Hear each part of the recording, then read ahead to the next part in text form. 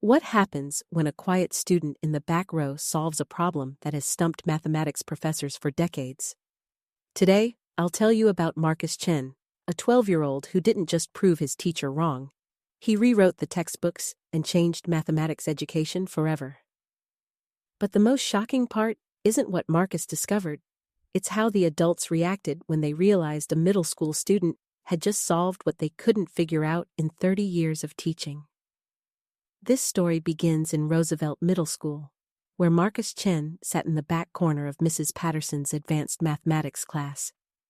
Marcus wasn't the loudest student or the most popular, but he had something that made teachers nervous.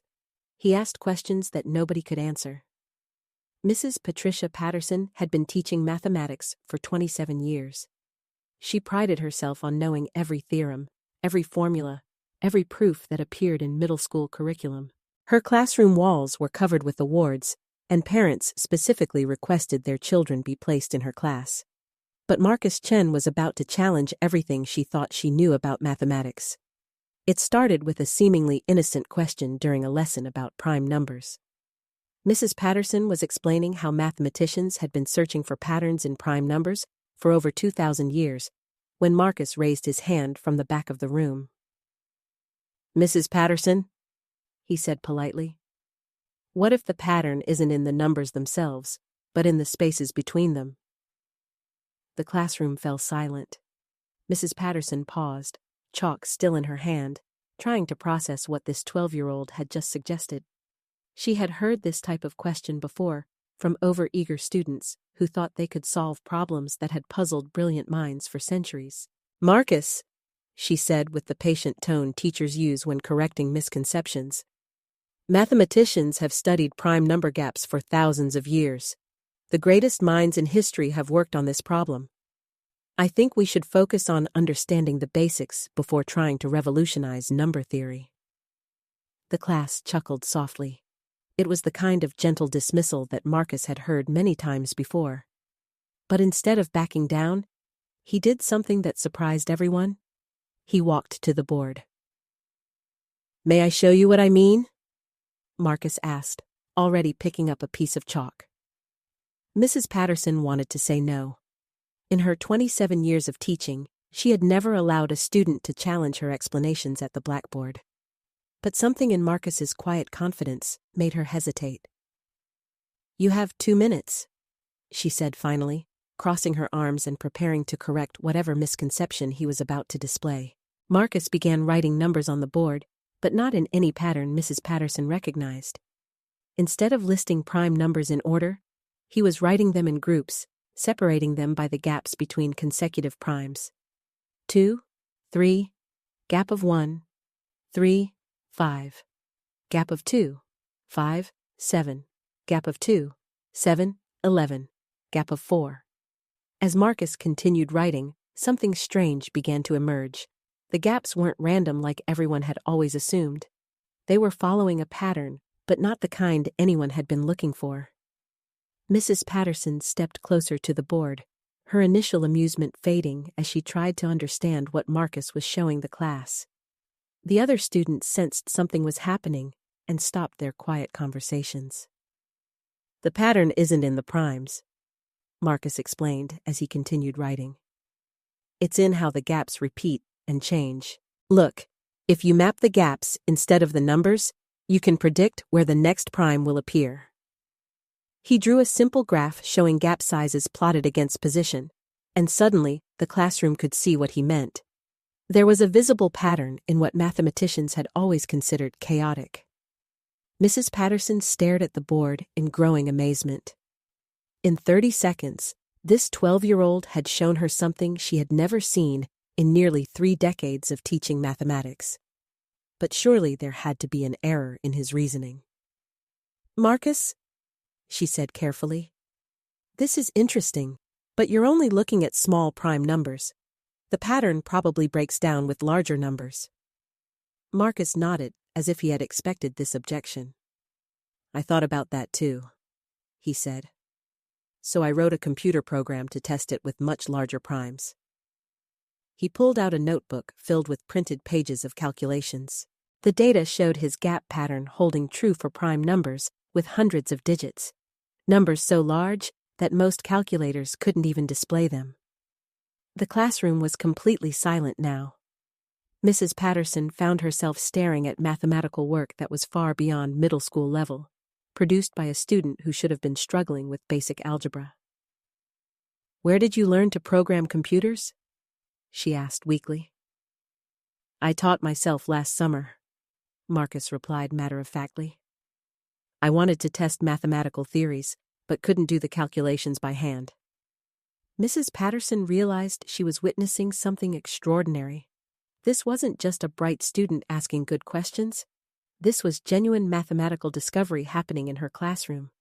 But the story was about to take an even more dramatic turn. Word of Marcus's discovery spread quickly through Roosevelt Middle School. By the end of the day, Principal Williams had called Marcus to her office, not for discipline, but because she had received a phone call from the local university. Dr. Sarah Mitchell, a mathematics professor who specialized in number theory, had heard about Marcus's work through her daughter, who was in Mrs. Patterson's class. Dr. Mitchell asked if she could speak with Marcus about his prime number research.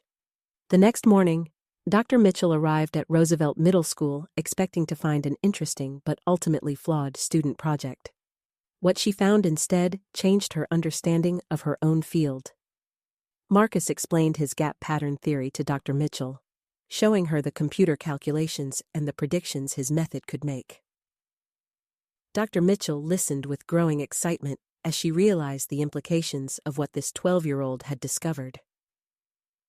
"Marcus," she said finally, "do you understand what you found?" Marcus shrugged. "A pattern in prime numbers?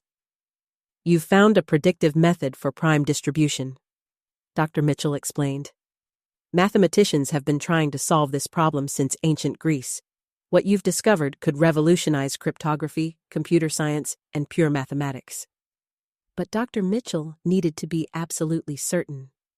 She asked Marcus if he would be willing to present his findings to the university mathematics department for peer review.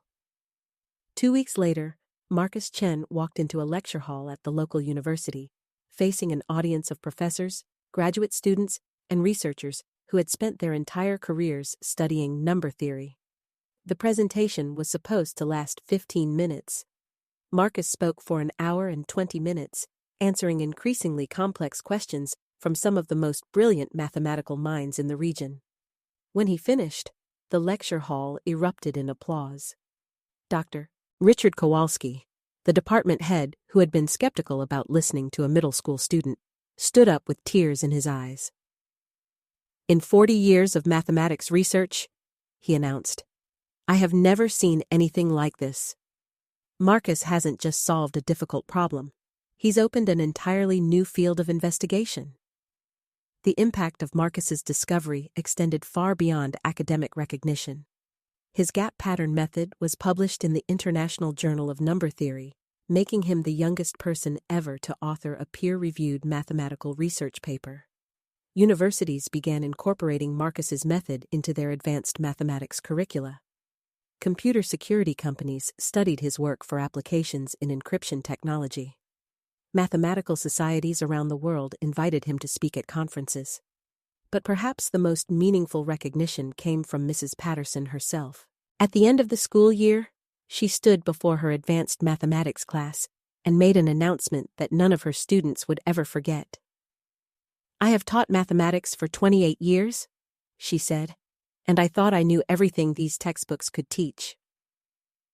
Marcus Chen showed me that the most important lessons often come from students who aren't afraid to question what everyone assumes is true." She paused and looked directly at Marcus. "I have learned more about mathematics from you this year than from any professional development course or advanced degree program. You reminded me why I became a teacher, not to fill students with information, but to inspire them to discover things that no one has ever known before."